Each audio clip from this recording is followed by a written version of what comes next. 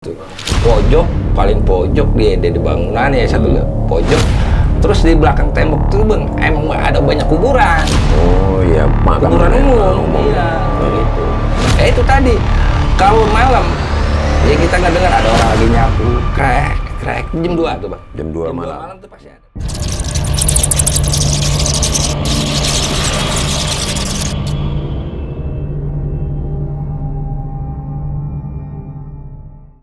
Assalamualaikum warahmatullahi wabarakatuh. Puji syukur kehadirat Allah Subhanahu wa taala, Tuhan yang Maha Esa. Malam hari ini kita diberi kesehatan serta kelapangan untuk menghadirkan narasumber kita pada episode yang ke-12 ini. Sohib Top Misteri dimanapun Anda berada, harapan kami semoga Sohib sehat-sehat selalu. Baiklah, untuk tidak berlama-lama lagi, malam hari ini kita kedatangan tamu ataupun narasumber kita. Beliau ini adalah seorang mantan warga binaan. Dan beliau ini malam hari ini akan menceritakan kisah-kisahnya selama berada di menjadi warga binaan. Oke, tidak berlama-lama lagi, saya perkenalkan tamu kita malam hari ini atau narasumber kita. Selamat malam, assalamualaikum Bang Saiman. Waalaikumsalam warahmatullahi wabarakatuh. Bang Saiman atau Bang Bule ini ya. Sehat Bang ya? Alhamdulillah Bang Jan. Okay. Nah ini pada malam hari ini saya seperti yang sudah saya sebutkan tadi, mungkin di dalam sana atau sebagai warga binaan, Abang punya pengalaman-pengalaman yang bisa di-share kepada sohib-sohib kita. Iya. Top Misteri. Silahkan Bang. Assalamualaikum warahmatullahi wabarakatuh. Untuk pemirsa Top Misteri di mana saja Anda berada, perkenalkan nama saya Saiman. Ya, biasa dipanggil dengan nama Bang Bule. Kebetulan saya pernah menjadi warga binaan di Lapas Sustik Cipinang. Kasusnya itu ya narkoba. Untuk itu saya akan menceritakan kronologis dari sisi penangkapan sampai saya putus tuntutan sampai istilahnya menjalankan hukuman. Ya. Izin dulu sebentar memotong. Kira-kira kapan di tahun berapa kejadiannya Bang? Oh, udah lama Bang Johan. Ya, itu sekitar di tahun 2015. Oh, tepatnya itu bulan April ya, tanggal 1 2015. Oke. Gitu. Ya, kejadiannya juga memang cukup dipikir. Saya juga nggak nyangka gitu Bang Johan. Dimana saat itu saya masih berada di daerah Puncak Bogor. Oh, ya. Bersama teman, di rumah teman lagi main gitu. Ya kebetulan waktu itu saya kan ngontrak Bang Johan di daerah Lubang Buaya ya. Karena ngontrak dan saya juga punya anak satu, itu anak laki ya. Anak laki saya satu di rumah sendirian. Waktu itu tuh bocah nelpon saya, Pak pulang gitu. Karena waktu itu malam Bang Johan, hampir jam 2 malam lah ya. Udah dini hari gitu. Bocah iseng mungkin kan gitu. Iya. Nah, saya memaksakan diri pulang gitu. Ngajak teman. Namun anehnya di situ Bang Johan ya, sebelum saya berangkat pulang, alam udah ngasih tahu sebetulnya gitu. Oh, udah ada tanda-tanda. Udah ada tanda-tanda alam Bang Johan. Iya. Apa tanda-tandanya? Hujan Bang Johan. Hujan begitu deras. Masya Allah, saya bilang. Tapi karena kepikiran sama bocah ya, akhirnya saya memaksakan diri tuh ngajak temen juga. Ya kebetulan memang di situ ada mobil ya, bawa mobil kami gitu. Akhirnya memaksakan diri gitu. Nah, setelah itu sampai di rumah, ya kejadiannya ya nggak enak. Langsung. Ada yang jemput. Oh, gitu. Subhanallah. Ya kalau kita tilik ke belakang Bang Johan ya, alam ini udah ngasih tahu tuh. Iya. seandainya saya nggak balik pulang saat itu, mungkin nggak akan kejadian. Lain ceritanya ya. Lain cerita Bang Johan, ini yang unik gitu loh. Saya sampai sekarang juga berpikir, ternyata yang di atas ini masih sayang sama saya sebetulnya gitu. Cuma kitanya kali kurang ajar ya. Iya. Seperti itu Bang Johan. Ya lanjut, setelah kita ditangkap, diinterogasi bla bla bla sama pihak yang berwajib, ya kita kooperatif aja. Kita nggak ada yang kita tutupin, ya kita kooperatif aja. Apa yang dia tanya kita jawab, ya sejujurnya. Kalau memang saya nggak ini ya saya nggak akan mengakui kan gitu. Ya apa adanya aja saya bilang, saya kooperatif aja lah gitu. Ya alhamdulillah dari sejak urusan BAP ya, sampai istilahnya sampai kita masuk di kamar pun alhamdulillah nggak ada yang namanya kita dijolimi sama petugas. Nggak ada Bang. Lancar lah ya. Lancar aja lah. Alhamdulillah ya. Gitu. Ya walaupun air mata berderai, hati menangis Bang Johan. Ya, alhamdulillahnya di situ. Terus proses sekitar ada 1 minggu lah. Saya baru masuk tuh ke ruang ya kamar dah langsung kamar ya, nggak di kandang monyet lagi, kita udah bahasanya kandang monyet. Oh kandang monyet bahasanya. Iya. Ya alhamdulillah setelah masuk ke kamar, ke ruangan, ya situ saya juga istilahnya sambil merenung ya. Kenapa kok kejadiannya sampai seperti ini gitu. Ya kita introspeksi Bang, berarti memang di sini ada kesalahan dari saya pribadi ya, gitu. Karena kasusnya apa? Narkoba ini bukan mutlak istilahnya saya pelaku utama, gitu Bang Johan. Saya nolongin temen nih. Oh gitu. Nolongin temen ya, bukan artinya ini saya pribadi, tidak. Karena saya juga memang tidak pernah istilahnya melakukan hal-hal yang begitu, gitu. Hanya nolong orang gitu, niatnya ini menolong. Cuma ya alhamdulillahnya ya akhirnya kayak begini. Iya. Seperti itu Bang Johan. Maka saya bilang, di situ saya bilang, berarti niat baik belum tentu juga berbuah kebaikan. Betul. Dari situ Bang Johan, saya bisa, ya hasilnya ada hikmah lah yang saya dapat. Namun karena memang proses hukum tetap harus kita jalani, ya kita tetap ikutin alur aja. Sesuai dengan aturan kita ikutin, seperti apa. Ya alhamdulillah, sampai saya di gedung kejaksaan ketemu sama jaksanya itu, di ancaman saya itu sekitar 20 tahun penjara. Tuh, tuntutan tetap 20 tahun penjara tuh Bang Johan. Tapi alhamdulillah keputusan yang saya terima dari hasil ketok palu itu cuma 14 tahun, subsidiar 4 bulan, gitu. Lah, disinilah saya bilang adanya kasih sayang Allah sama hambanya yang memang istilahnya dia dekat sama Allah ya, gitu.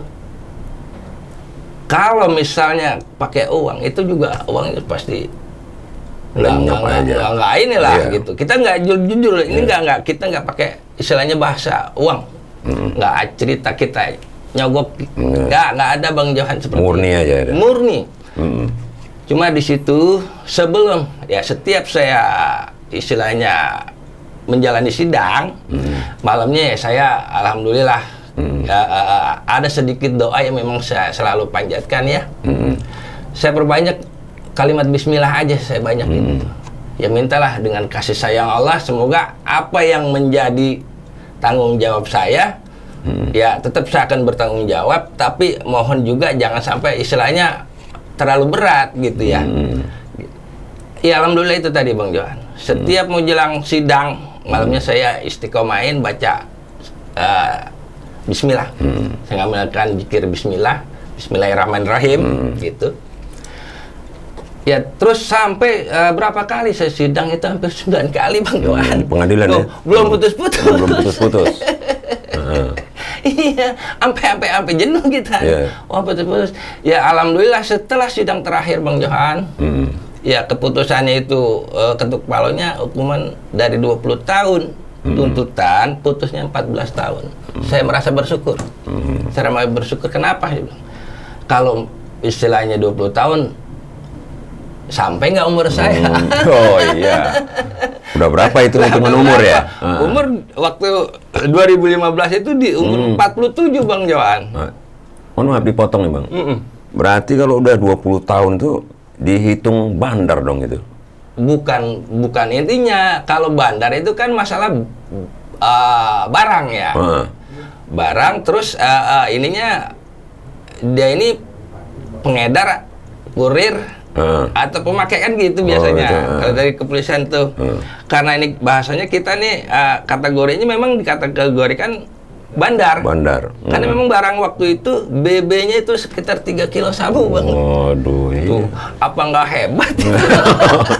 Untung dulu belum ada medsos untuk terlalu meluas ya. Tapi saya udah masuk tuh di media televisi kayak SCTV apa sih One TV ya? TV One. Ada sempat itu. Sempat juga di surat kabar lokal gitu. Ya alhamdulillahnya Bang Johan, semuanya itu akhirnya kita legowo.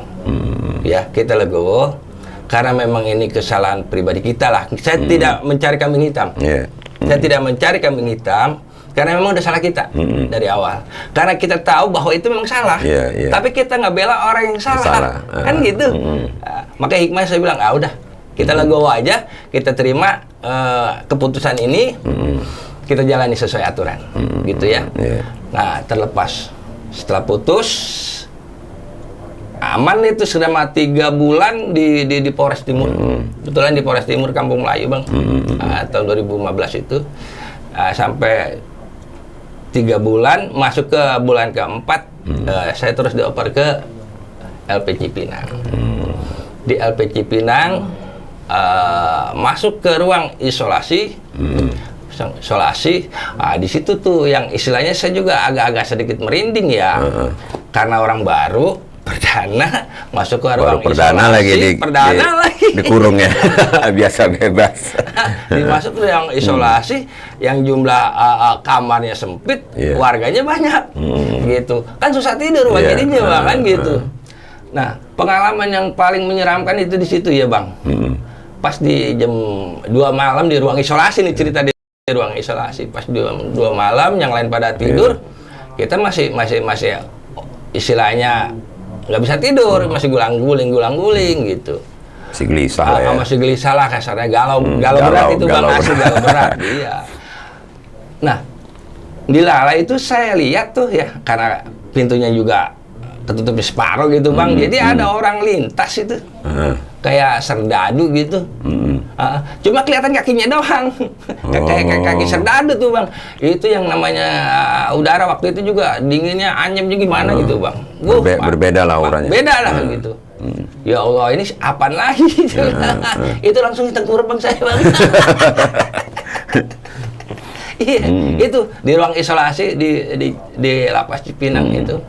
Ya memang setelah esok harinya saya cerita, saya tanyalah sama warga yang udah duluan gitu. Iseng-iseng saya cerita, wah itu memang bla bla bla katanya, emang ada. Oh ya udah.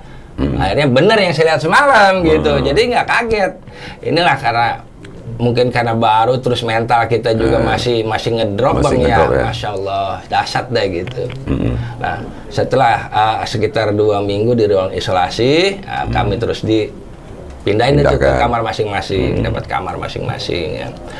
Kebetulan di Cipinang itu ya saya dapat di lantai 3 di Amazon, di ruang 311 salah ingat gitu ya, karena udah lama nih Bang. Iya. Tapi mesti ingat aja ya. Itu pengalaman yang nggak boleh dilupakan. Nggak bisa dilupakan Bang Johan. Iya. Ya alhamdulillah di situ kita pada akhirnya saya mengambil kesimpulan bahwa di dalam lapas juga banyak ilmu yang tercecer, di mana kita tidak menemukan ilmu-ilmu yang ada di luar. Gitu. Contoh salah satunya apa Bang? Adab dan etika di penjara. Ya. Ternyata di penjara itu yang masalah etika dan adab itu di nomor 1 kan Bang. Tuh. Iya, terus kedua disiplin yang benar-benar memang harus disiplin. Masya Allah. Di situ saya ambil hikmah. Oh berarti ada ini sisi baiknya, ya, Bang. sisi baiknya. Ya. Penjara. Terus masalah disiplin, saya bilang kenapa kita istilah masalah disiplin? Contohnya Bang ya, kita harus bangun jam 7. Sholat subuh kita udah harus bangun. Itu apel. Jam 7 apel. Setelah itu kegiatan. Jadi setiap WBP ini harus punya kegiatan. Bang. Gitu. Karena di lembaga itu juga ada yang namanya kayak kalau di luar ini ada yang BLK, Balai Latihan Kerja ya. Nah, di sana pun ada Bang. Ada pembinaan ke arah sana. Tujuannya apa? Untuk pembekalan sebetulnya. Pembekalan buat kita nih WBP, apabila sudah bebas, bisa loh ilmu itu diinin keluar gitu loh, dikembangkan di luar. Ya. Kenapa? Di sana itu ada yang namanya tata boga, lukis, ya macam-macam Bang, bikin semua, pengrajin, kerajinan, bikin macam-macam segala itu ada Bang sebetulnya gitu loh. Ya itu alhamdulillah ya. Ya istilahnya bukan ini pemerintah ya. Pemerintah juga sebetulnya peduli ke arah sana Bang gitu. Jadi juga sayang sama warganya sebetulnya. Cuma warganya aja. Warganya aja nggak sayang ya. Iya.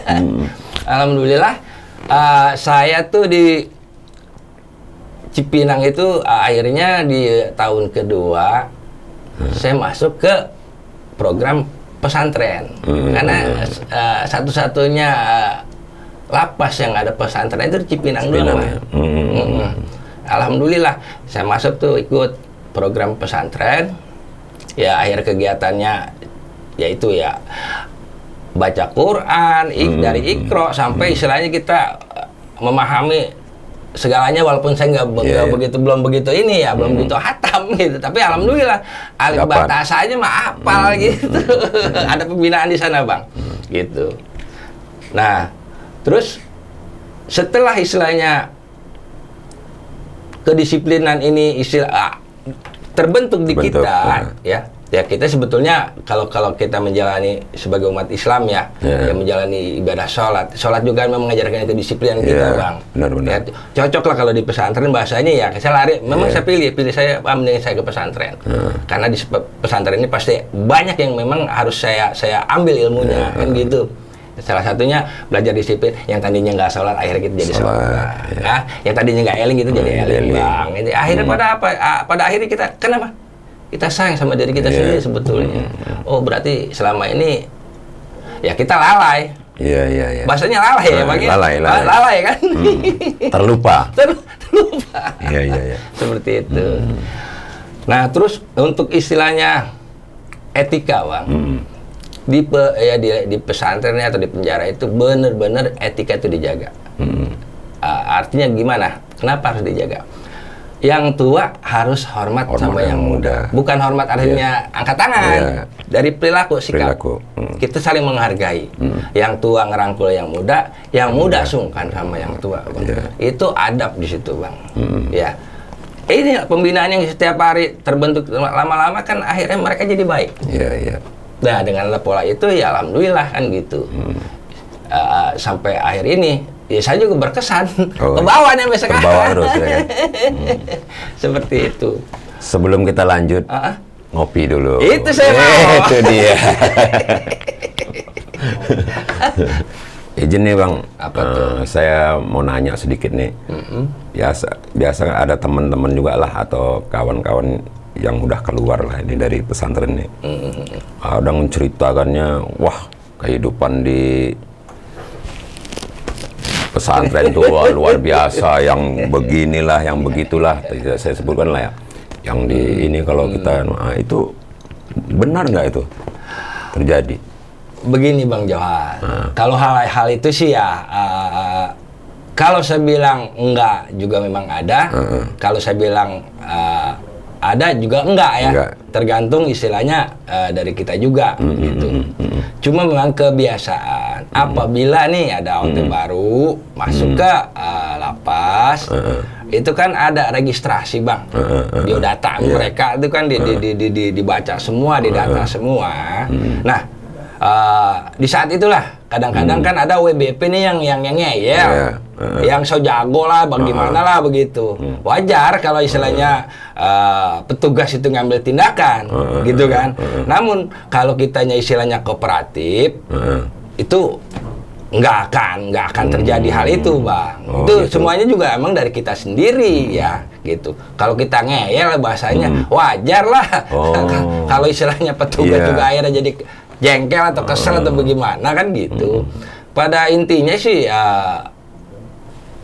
tidak ya misalnya petugas itu tidak akan melakukan hal-hal seperti itu, Bang, gitu. Ya semuanya kembali sama kita pribadi. Contohnya kayak saya nih, ya saya alhamdulillah sejak masuk ya jadi OT, ya kan? Ya alhamdulillah yang namanya kena gebukan, kena sabetan atau apa penganiayaan dari petugas, alhamdulillah nggak saya alamin itu, Bang, gitu. Nah, sesama warga binaan. Kalau sesama warga binaan itu tadi, Bang, yang masalah etika dan adab, ya kan? Kalau kita kurang ajar sama yang tua, pantas dong kasih pembelajaran, karena memang di lapas itu ya itu tadi etika dan adab yang memang dikedepankan. Lebih dijunjung tinggi lah ya. Iya, itu, Bang. Maka disitulah alhamdulillah ya kita ngambil hikmahnya. Berarti memang kedisiplinan, etika, adab dimanapun kita berada itu memang harus kita jaga, Bang. Kita pakailah bahasanya ya kan gitu.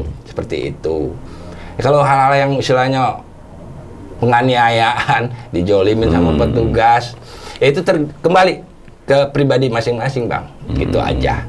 Nah, kalau istilah kan ada juga ini di dalam tahanan itu ada istilah kepala kamar katanya. Nah, Abang pernah jadi kepala kamar nggak? Oh, pernah ngalamin, Bang. Ngalamin juga. Ya, biasa kan kepala kamar ini nih, apa kalau ada warga baru ya biasa kita lihat di film-film atau cerita-cerita nih. Wah, sini. Wah, nah, kira-kira Abang melakukan itu nggak ke warga baru? Kalau hal itu memang udah syarat mutlak ya, Bang, dalam artian begini. Ada OT baru nih, ya kita sebagai palkam, gitu kan, otomatis kita menjelaskan kepada warga baru aturan yang ada di kamar ini seperti apa, kan gitu. Nah ini kita kasih penjelasan sama mereka. Nah, kita dari urutan 1, 2, 3, 4 aturan yang ada di kamar, ya itu kita jelasin. Dengan istilahnya ya istilahnya kondusif lah, nggak ini ya bukan dengan gaya yang kita sok preman atau garang-garang. Sebetulnya hal itu juga nggak bagus juga buat warga binaan ya. Karena apa? Saya pribadi waktu jadi ya itu tadi kepala kamar lah kasarnya. Saya melihat bahwa OT ini kan dia lagi beban mental, Bang. Lagi ada tekanan mental atau gimana ya gitu ya. Terus kalau kita tekan seperti itu bukan suatu hal yang istilahnya memberikan efek baik buat dia, malah lebih parah, Bang. Nah, bagaimana caranya ini? Di saat orang lagi galau, nah kita kasih pencerahan, kita kasih arahan, dia bisa masuk, kan gitu. Walaupun bahasanya ujung-ujungannya duit nih, kan gitu. Karena di kamar butuh duit, Bang. UU-nya juga ya kan. Cuma cara penyampaian kita harus seperti apa agar ini OT ini yang baru ini bisa ngerti, kan gitu, Bang. Kalau buat yang istilahnya ada memang kadang-kadang ketemu OT yang kurang mengena dalam artian apa? Dia udah beberapa kali masuk, ya kan, masuk bui lah bahasanya, masuk lapas, masuk ini. Itulah timbul dia merasa ada rasa gimana gitu di diri dia kan gitu, kebanggaan atau bagaimana, rasa sombong itu gimana. Nah kita juga sebagai palkam nih harus ngerti juga cara ngadepin orang seperti ini harus bagaimana, ngambil sikap kan gitu. Nah, kita tetap, Bang, kita ngerangkul dengan istilahnya bahasa yang baik lah, gitu ya. Tapi alhamdulillah selama saya jadi kepalkam, ya warga binaan yang ada yang di kamar saya itu pada alhamdulillah nerima apa yang saya arahin, nerima gitu. Gitu aja. Ada lagi yang bikin saya penasaran nih. Apa tuh? Kalau tadi yang Abang cerita di Cipinang tuh ada pesantrennya, atau apa cuma di Cipinang aja atau di sel-sel di LP-LP yang lain. Udah gitu satu lagi, kok bisa Bang saya lihat nih apa tabah gitu loh, bisa ini.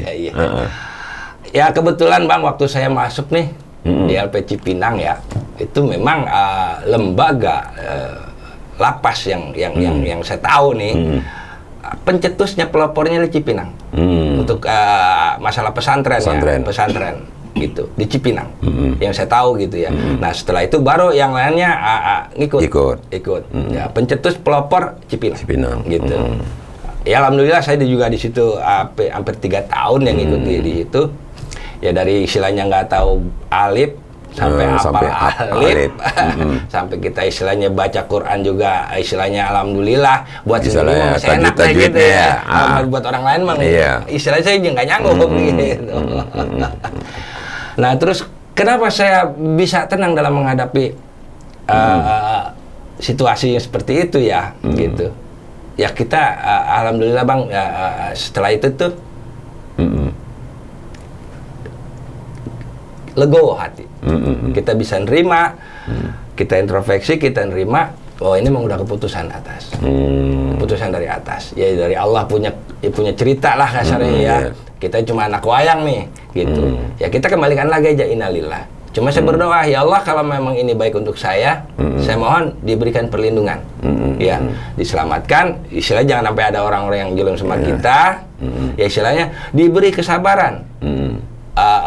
Selama saya menjalani masa hukuman ini, ya itu yang bisa istilahnya sampai sekarang nih jadi enak aja Bang, enjoy aja ya. Saja ya, udah nggak merasa ini ya. Nggak merasa, nggak merasa orang warga binaan kan? Gitu. Iya. Jadi kita ya innalillah, semuanya kembalinya ya ke Allah aja lah gitu ya. Ya itu tadi, kalau dimanapun sebetulnya kita berada, kalau kita tetap eling ke Allah, insya Allah akan menolong kita. Itu aja Bang sebetulnya. Enggak di mana ya, istilahnya di luar pun mungkin ada seperti itu. Terapkan seperti itu. Apapun masalah kita, tetap kita ngadunya ke Allah. Gitu Bang. Apalagi yang namanya di penjara, tekanannya kiri kanan depan belakang Bang, bodoh, ampun ya sebetulnya gitu ya. Belum menghadapin yang istilahnya WBP-nya, belum menghadapin petugasnya kan gitu.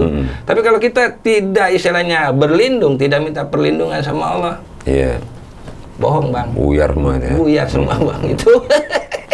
Nah di Cipinang berapa tahun? Alhamdulillah saya di Cipinang ngejalanin hampir 3,5 tahun Bang. Saya dari 2015 sampai 2019 Oktober tanggal 22 saya pindah ke Cilodong. Nah, di Cilodong saya dapat 6 bulan. Bulan Juni apa bulan berapa lah segitu saya baru dioper lagi ke Gintung Cirebon. Gitu Bang. Di Gintung terakhir sampai bebas. Nah ini di antara 3 ini nih mau tanya nih sama Bang. Cipinang, Ciledong, sama Gintung. Ini kan tentu namanya sel ya, namanya lembaga. Biasa kan ada itu aura mistik ya. Aura mistiknya. Nah, kira-kira menurut Abang yang mana nih yang ada aura-aura ininya? Yang saya rasain nih Bang, jujur yang saya rasain itu aura yang bahasanya aura mistisnya itu yang kuat itu ya tetap dari Cirebon Bang. Di Gintung Cirebon itu. Ya. Karena emang satu ya wilayahnya aja sendiri sudah sakral. Iya, sakral. Orang-orang istilahnya dia, orang mana-mana pasti tahu dong yang namanya Cirebon seperti apa. Kan pusat para wali atau apalah sejarah mengatakan seperti itu. Iya, benar. Gitu kan. Ya kalau untuk hal yang mistik ya benar-benar di Cirebon yang paling antep. Apa-apa aja itu kisahnya. Bisa kita bagi ke soib top misteri kita. Saya dari Cilodong masuk nih, jadi warga baru, Gintung Cirebon. Saya masuk juga, tetap masuknya ke ruang isolasi. Gitu. Pojok, paling pojok di bangunan ya satu pojok. Terus di belakang tembok tuh Bang, emang ada banyak kuburan. Oh iya, kuburan umum. Iya, gitu. Itu tadi, kalau malam ya kita nggak dengar ada orang lagi nyapu, krek, jam 2 tuh Bang. Jam 2 malam tuh pasti ada. Srek gitu. Tapi kita lihatnya orang nggak ada. Oh nggak ada. Kalau kita lihat orangnya nggak ada. Tapi kedengeran orang nyapu. Srek tuh di Cirebon. Nah, ya kadang-kadang ada ular masuk, ya hilang, gitu. Iya. Ya ini sih bukan nakut-nakut ini. Kalau bisa sih ya, ya istilahnya cukuplah saya aja lah yang ini ya. Yang lainnya mah nggak usah lah kasarnya seperti itu ya. Seperti itu. Hal-hal yang mistik itu ya Memang kentalnya ya digintung bang. Digintung. Cuma ya ini kita nggak bisa ceritain istilahnya secara detail ya, gitu. Ya salah satunya tadi tuh yang saya bilang di ruang isolasi gitu.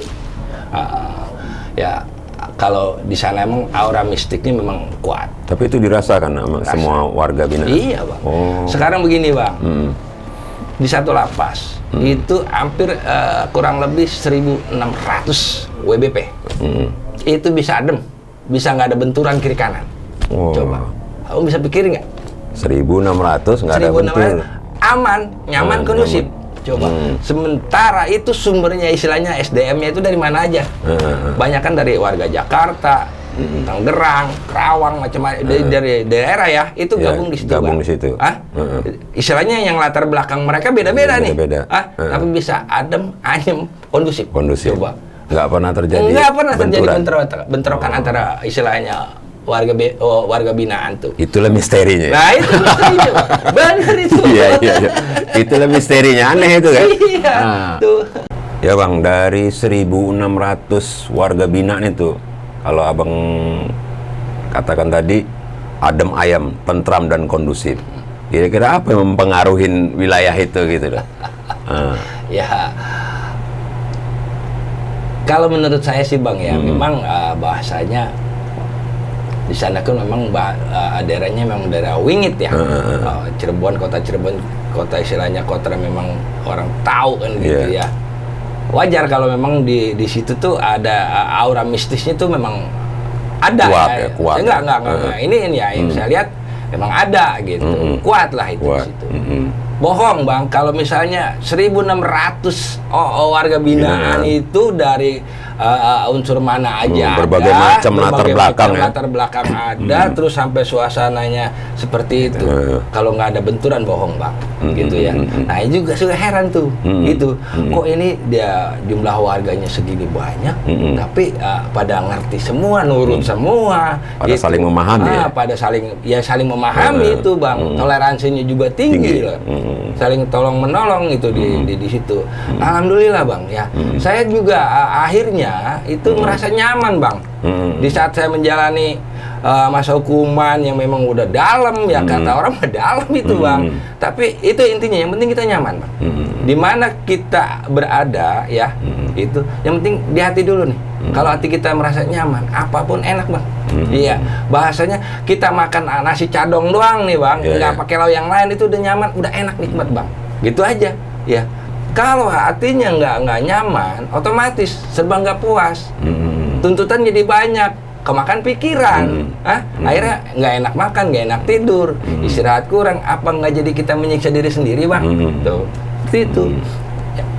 Alhamdulillah saya sendiri merasa, wah, ternyata dengan suasana seperti ini, secara istilahnya mental, secara spiritualnya ya, kita terbantu Pak.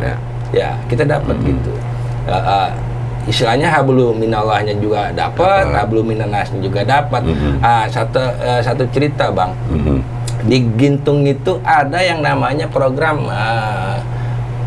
TC ya, istilah terapi community. Di situ setiap pagi, setiap jam 7 kami dikumpulin tuh di satu aula. Semua itu? Semua warga binaan ngikutin program TC. Tujuannya apa bang? Di situ warga binaan untuk mengungkapkan rasa. Pada saat ini dia rasanya seperti apa?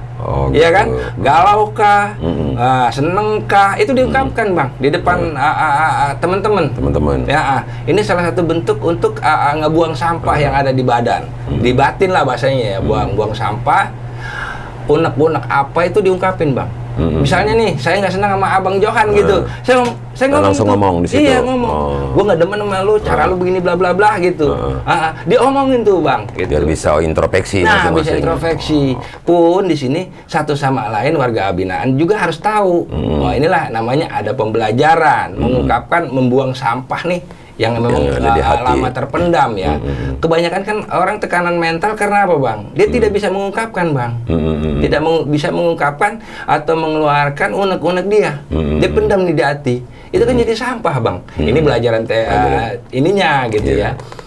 Terapinya di situ bang. Jadi alhamdulillah setiap pagi kami itu dikumpulin lah. Nah setelah itu ada pencerahan dari petugas, arahan dari petugas. Ya alhamdulillah tuh berutin tuh berjalan tiap hari Bang, sampai istilahnya sampai bebas lah saya. Terakhir memang digintung itu. Iya, iya, digintung. Nah setelah abang bebas itu kan biasa gini nih, biasa ya. Mungkin namanya orang udah ini bekas warga binaan. Biasa kalau keluar tuh merasa minder, merasa apa. Nah itu apa yang abang rasakan setelah keluar di masyarakat lah? Ya alhamdulillah Bang, saya juga terima kasih ya sama warga masyarakat, sama keluarga terutama, sama teman-teman ya. Kehadiran saya, kembalinya saya itu diterima dengan lapang dada. Itu satu yang saya bersyukur ya, bersyukur karena Allah. Namun di balik itu saya juga merasa karena memang saya ini tidak merasa apa ya, jadi nggak ada beban lagi. Kita awalnya baik kok. Saya nggak merasa diri saya penjahat sih, enggak Bang. Gitu. Udah plong ya. Udah plong ya. Saya buang aja tuh beban-beban itu, karena itu penyakit Bang. Jadi kita harus bisa merubah mindset kita, ya bahwa jangan sampai kita nih setelah kembali ke masyarakat tidak diterima dengan masyarakat, kan gitu. Nah kita kepengennya juga setelah kita kembali masyarakat, teman-teman, keluarga itu istilahnya lapang dada. Istilahnya welcome buat kita. Bagaimana caranya? Yaitu tadi dari sikap kita, gitu. Kita bersikap bagaimana sama mereka ya? Kita berupaya agar mereka lebih percaya lagi sama kita. Gitu. Inilah hikmah yang kita dapat dari pesantren. Pesantren lah enggak ya? Iya. Seperti itu Bang. Ya intinya semuanya itu tadi. Kalau kita menerima takdir, menerima keadaan dengan hati yang lapang, tidak istilahnya mencari kambing hitam karena si A, si B, si C, ya memang kita harus introspeksi Bang. Aja. Kita harus akui itu. Iya. Walaupun bagaimana, tetap kita yang salah sebetulnya. Contoh dalam arti, kita dititipin. Kita terima. Kita tahu itu memang udah barang yang memang dilarang, ya kan? Tapi kita mau. Dan resikonya kita udah tahu seperti apa kan gitu. Tapi kita tetap mau. Nah, setelah kejadian istilahnya kita apes nih, besarnya emang apes sebetulnya. Pas apes ya. Apes. Kita tersangkut masalah ini. Terus kita mencari kambing hitam. Nggak jujur Bang. Nggak fair ya. Nggak fair. Ya kan? Nggak fair kan? Nah, dari situlah saya merasa, oh iya, memang ini udah salah saya. Ini udah salah saya. Saya harus bisa menerima ini. Dan saya harus bisa menerima resikonya. Kita harus bertanggung jawab nih seperti apa. Itu kadang-kadang hal ini nggak semua WBP nih berpikir seperti itu. Gitu.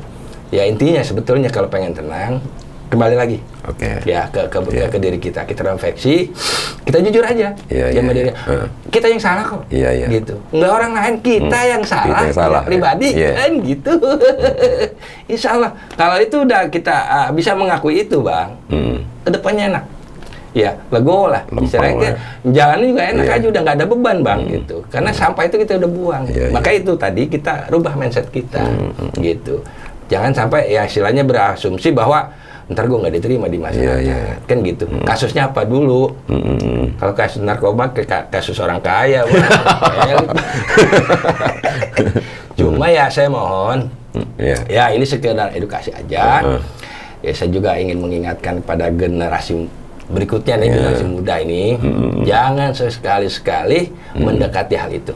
Jangan sekali-sekali mendekati mata kail yang sudah memang udah dikasih umpan yang bagus, ya. Terus kamu makan. Karena apa? Kalau kamu sudah memakan mata kail itu Bang, ya, kamu sudah kesangkut sama kail itu, nggak akan lepas Bang. Nggak keluar dia. Nggak akan bisa lepas Bang, gitu. Makanya lebih baik jauhin, gitu. Ya, kasihan sama diri sendiri, kasihan sama keluarga, kasihan sama ya, yang jelas buat pribadi lah. Ya, ke dalam lah itu. Ruginya banyak, nggak ada untungnya Bang. Oke, terima kasih Bang Saiman atas berbagi kisahnya yang menarik tadi, supaya para sohib ataupun generasi berikutnya jangan dicontoh seperti yang dibilang Bang Saiman tadi. Benda-benda itu berbahaya. Kalau sudah kecantol, tidak akan bisa kembali lagi. Nggak akan lepas. Iya, nggak akan lepas ya Bang ya. Oke. Sampai kita kesangkut mata kail gitu. Sampai jumpa kita. Mungkin nanti ke depannya dari Bang Saiman ada cerita-cerita yang lebih menarik lagi mengedukasi kita semua. Insyaallah. Sebelum ditutup, jangan lupa like, subscribe, share-nya, dan notifikasinya. Komennya juga. Oke, kita akhiri dulu pertemuan pada malam hari ini. Saya akhiri. Wabillahi taufik walhidayah. Wassalamualaikum warahmatullahi wabarakatuh.